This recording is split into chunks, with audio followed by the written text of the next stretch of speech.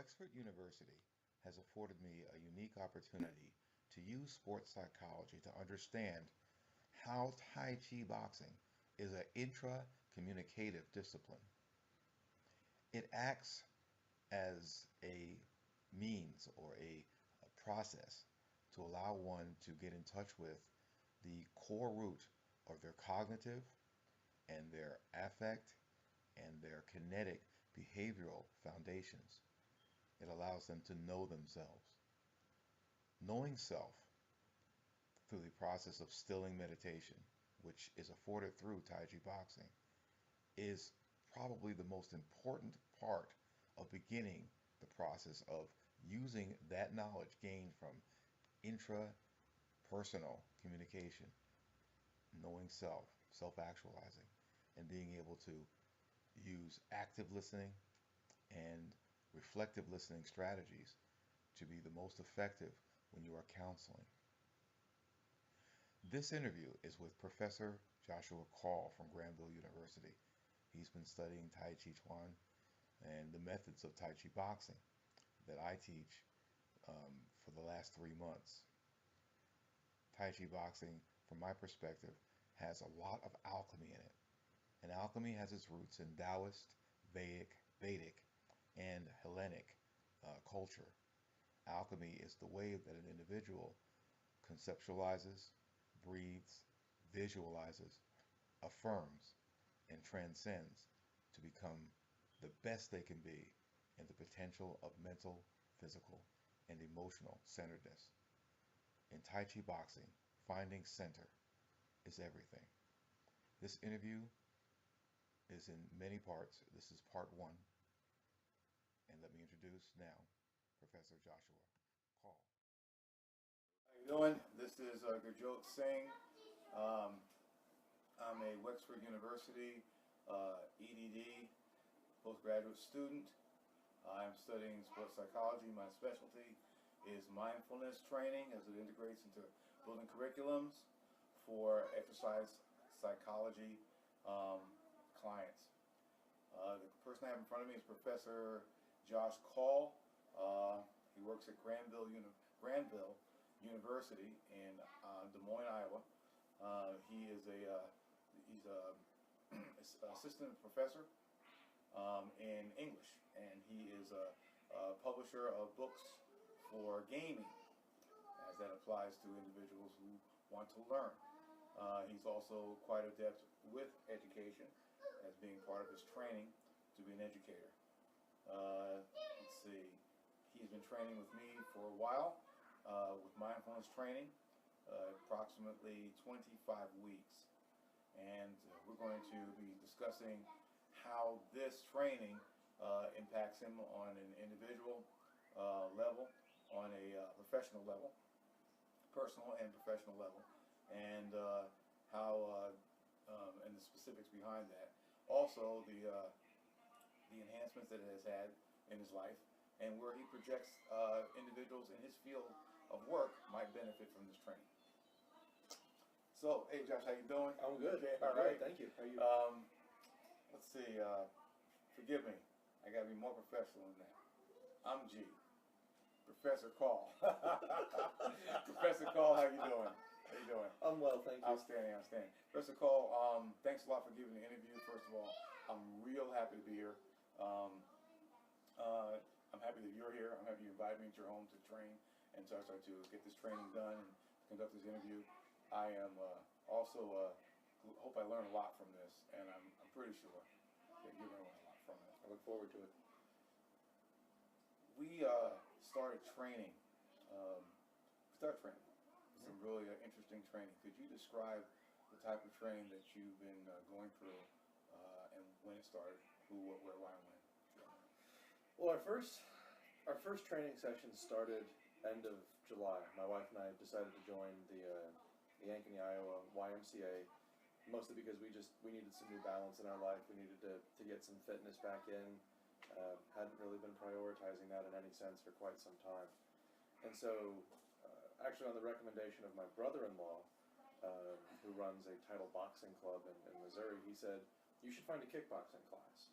and I had not done martial arts in some time, so the idea appealed to me.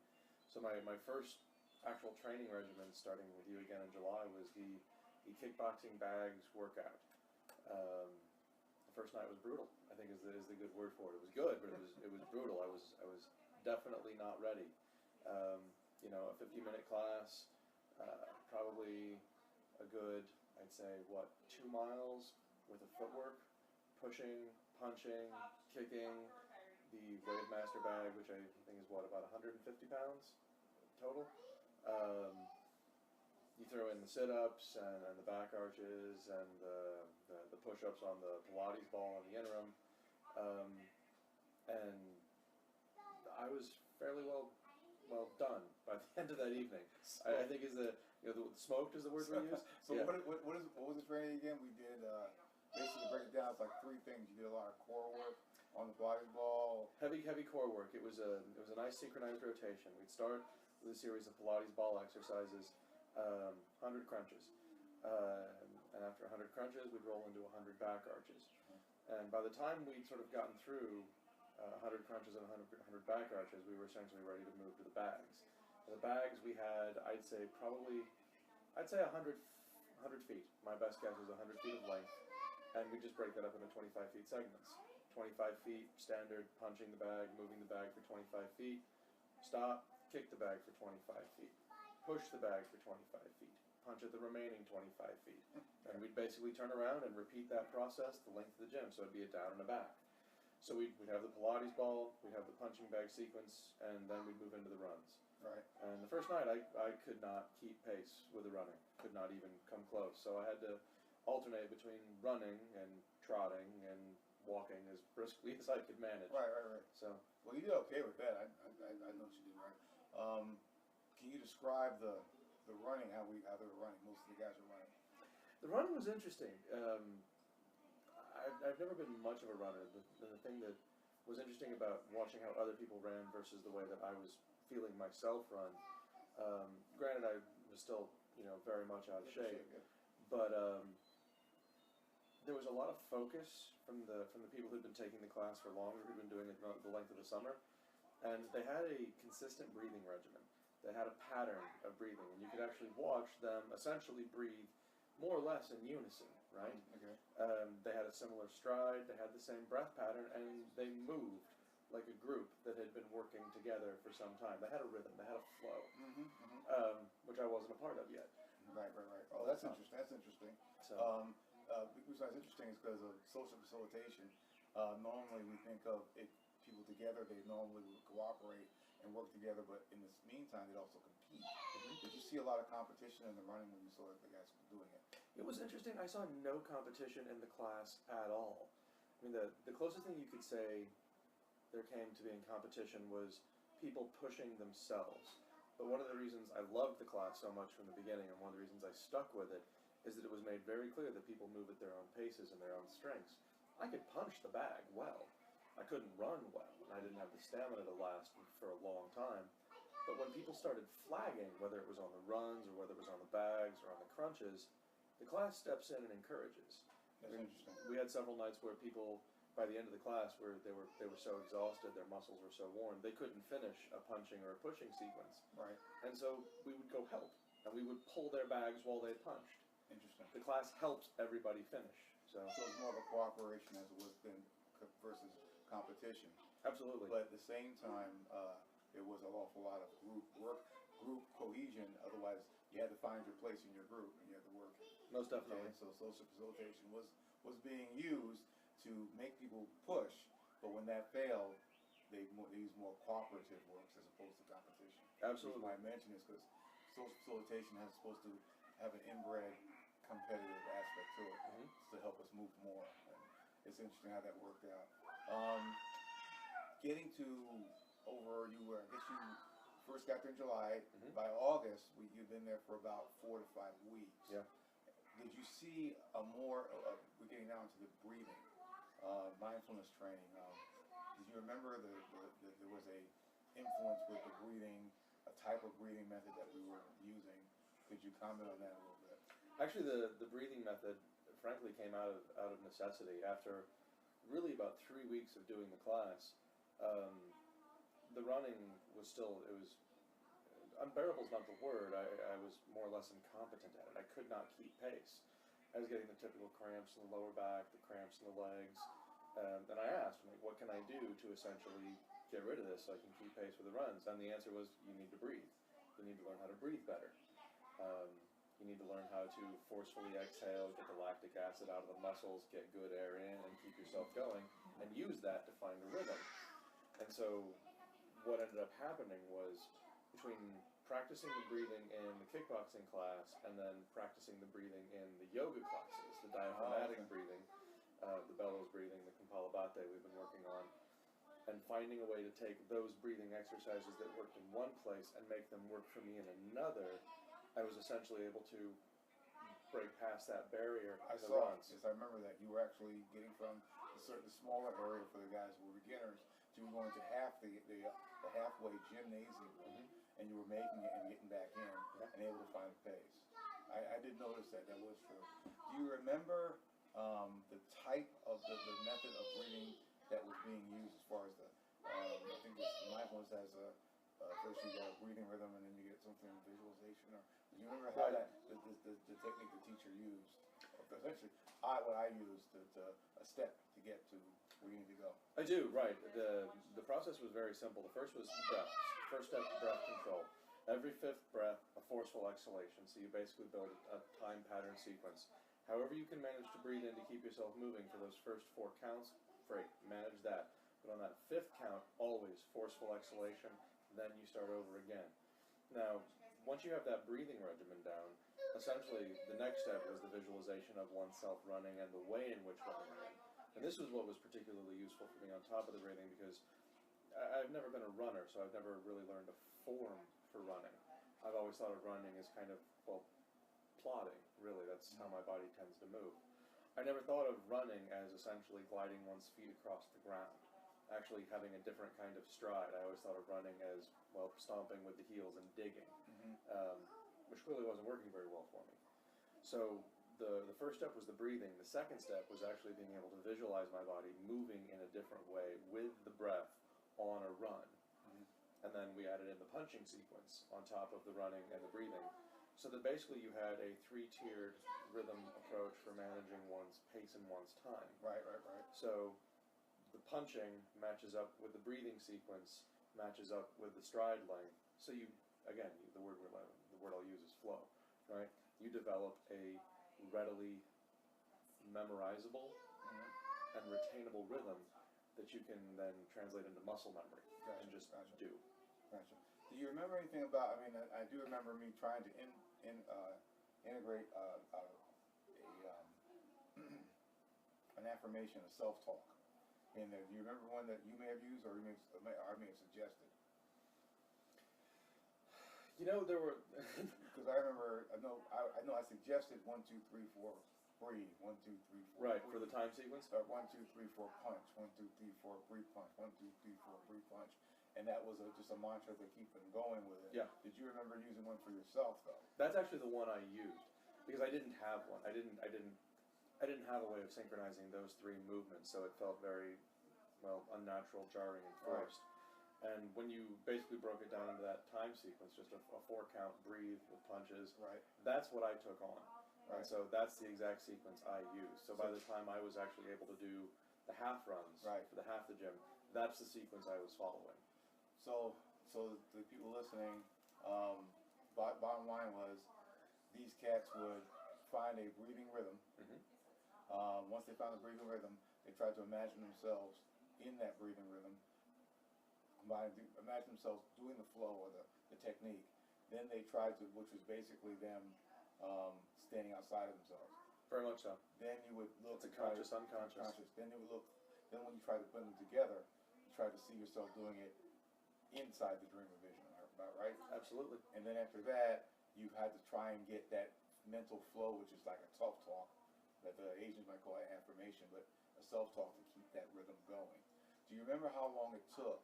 Because each rotation, I do remember, was about 10 minutes, maybe 15, and about 12 minutes, 12-minute rotation for everything. Do you remember how long it took you before you actually felt like you were in a flow, where that as long as you didn't break it, you didn't actually burn out your lungs. Does anything like that happen to you? About a week and a half. Week and a half, you found that pace. 3 weeks from the very beginning of the class. 3 weeks was, the first 3 weeks was me struggling to find a rhythm. Then I actually asked, like, how do I do this? And that's where I got the advice on the breathing regimen coupled with the visualization and how to basically break that down into a time sequence I could memorize. Right. So from that point, from the point where I got that information, about a week and a half. And by that end of that week and a half, I had gone from doing, not even being able to keep pace in the smaller upper loft we were running in. I couldn't run that whole time. I would have to run a lap, walk a lap, run a lap, walk a lap, to being able to essentially run most of the laps entirely around the entire upper half gym. And still recover enough to do your other core exercises and punching exercises. And still be able to, by that point, I was able to finish the whole class. Do you remember how long within one class before your body began to actually get into a flow? We tell you, was it within 10 minutes, 15 minutes, 20 minutes, 30? Pretty quickly. 50 minutes. In a 50-minute class, by the time I'd finished the first punching sequence, I felt like I was in a rhythm. Because Awesome. I was putting my strikes with the breathing, with the stepping. Everything stepping, everything moving, Right. because you knew that was going to be the ultimate price at the end. You had to punch and step and move and do it in such a way that you wouldn't be able to kill yourself. Yeah, unified body movement. is Unified how body I think movement. of it. Hands were up or down when you ran, by the way, when you punched. When I started, they were down. Mhm. By the time I figured out what I was doing and got some good advice, they were up. And I could keep them up. And you keep them up. Interesting. Let's see. You mentioned something about outside of the kickboxing class, you were doing some yoga. When did you begin? I know you do Tai Chi also. Did you do the yoga prior to the Tai Chi class? Did you begin that? You did yoga for a while, and then you did the Tai Chi. I started yoga at the same time I started the kickboxing class. So prior to the Tai Chi, Okay. I had never done yoga before. I had never done yoga in my life. So I'm 35 years old. I've been doing yoga now, just about 3 months. 3 months, okay. All right. Never even considered it before. I wish I had. Oh, I didn't get your background right. The professor's background is he has done martial arts before. He was actually on the competition team to try out for the U.S. Olympic team in fencing. He also has done Kempo, martial arts, and he is a college wrestler, a former college wrestler. So he has, I would say, at least 10 to 15 years of martial arts under his belt before he became an academician. So, okay, I just wanted to break that in there. And this is the first break we're going to have when I'm going to show you a cut in this, some of the training that we actually conducted in the summer. I'm going to cut here and show that training, a little bleeps of how these guys did their work. You might even see a Professor Call in that. At the time, I didn't know he was a professor, and quite frankly, I probably did not care. Okay, you'll hear this. Also, you will hear a more negative feedback type of situation in there. Definitely, in some cases, negative reinforcement with regard to trying to get them moving forward. There is some positive reinforcement, but it's not during the time where they're trying to maintain their focus. Focus was basically done through and was maintained and effectively continued through negative feedback techniques and negative reinforcement techniques. And they learned, as far as I'm concerned for the feedback, they learned, that's where the negative feedback comes from. They actually learned to do it by realizing that they didn't do it. As you heard the professor say, he couldn't keep up. And essentially, what facilitated them to want to keep going was that there was always a place for them in the training that they could actually move up. So as long as they could do one or two of the others, if they fell behind on another, it really didn't matter. Because eventually we all knew and accepted the fact that they would move forward. This acceptance came across cultural, intellectual, gender lines of understanding and interaction. So this is something to be noted when you see the training. First. Hands up! Elbows in!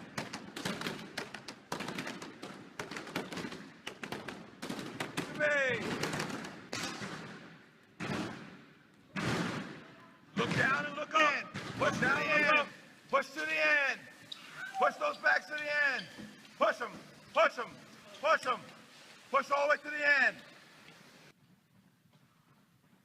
Looking good. Keep it together. Ones and twos. Hands up. Get those hands up.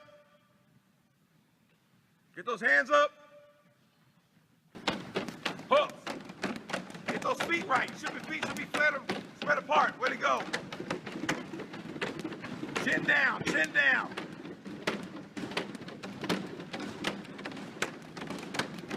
Throw those hooks right.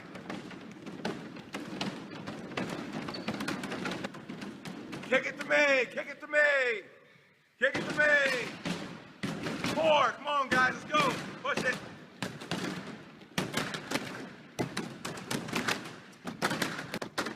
Come on, more energy in that, looking good.